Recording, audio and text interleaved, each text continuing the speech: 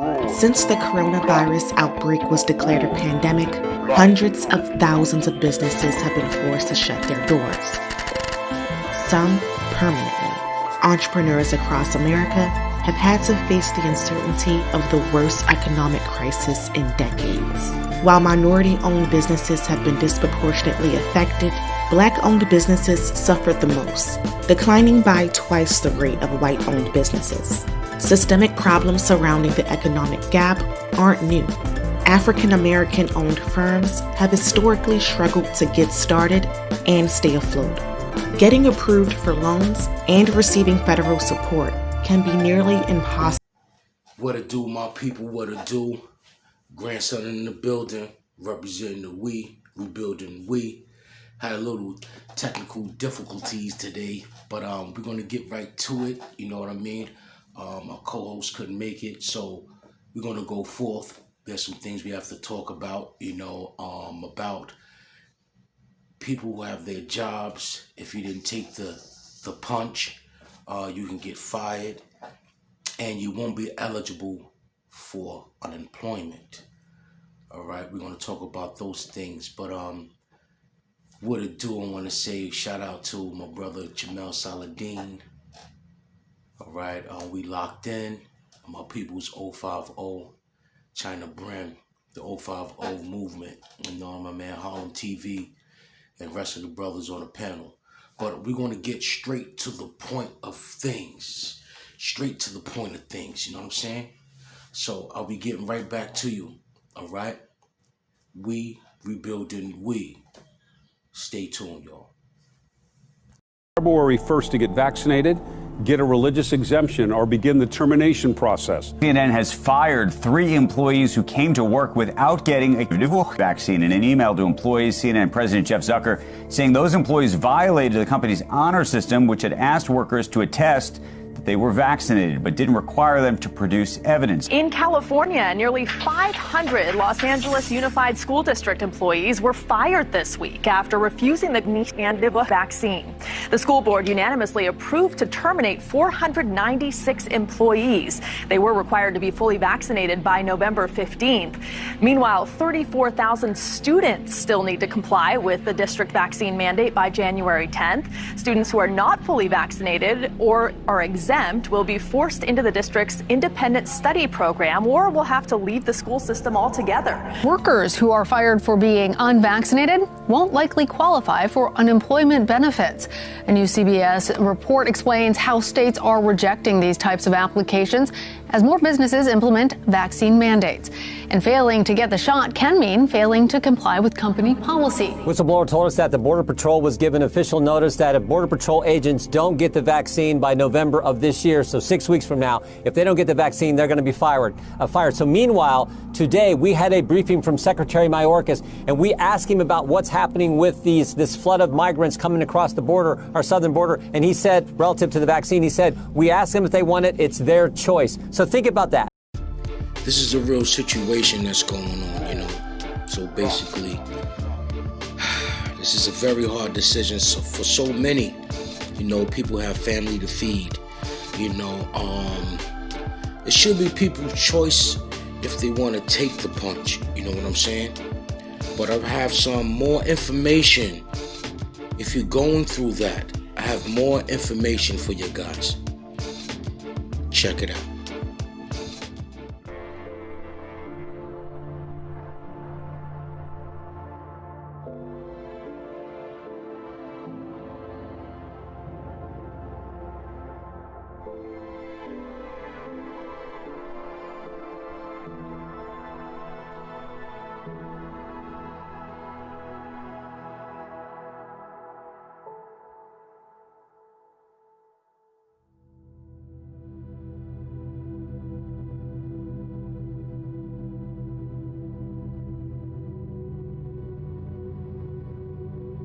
Why don't we blow this system up? I mean, obviously we can't just turn off the spigot on the system we have and then say, hey, everyone in the world should get this new vaccine we haven't given to anyone yet. But there must be some way that we grow vaccines mostly in eggs, the way we did in 1947. In order to make the transition from getting out of the tried and true egg growing, which we know gives us results that can be, beneficial. I mean, we've done well with that, to something that has to be much better. You have to prove that this works, and then you've got to go through all of the clinical trials, phase 1s, phase 2s, phase 3, and then show that this particular product is going to be good over a period of years. That alone, if it works perfectly, is going to take a decade. There might be a need or even an urgent call for an entity of excitement out there that's completely disruptive, that's not beholden to bureaucratic strings and processes. So we really do have a problem of how the world perceives influenza, and it's going to be very difficult to change that unless you do it from within and say, I don't care what your perception is, we're going to address the problem in a disruptive way and in an iterative way, because you do need both. But it is not too crazy to think that an outbreak of a novel avian virus could occur in China somewhere. We could get the RNA sequence from that, beam it to a number of regional centers, if not local, if not even in your home at some point, and print those vaccines on a patch and self-administer. Just now, it's a real sad situation. It said October 29th. My father passed away on October 19th. All right. It's so strange because back then they was calling the C influenza. All right.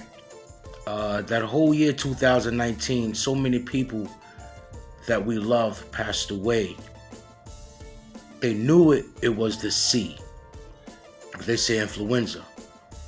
You just stay tuned, man. I have more information for employees who are being fired because they didn't take the punch. I have some information, some good information for you all that can help you all out if you're going through that. Stay tuned. Any form of legal advice. What I am about to state next is strictly for educational purposes only, and I am not liable for anything that you choose to do with this information. So, with that in mind, I would like for you to take note of this.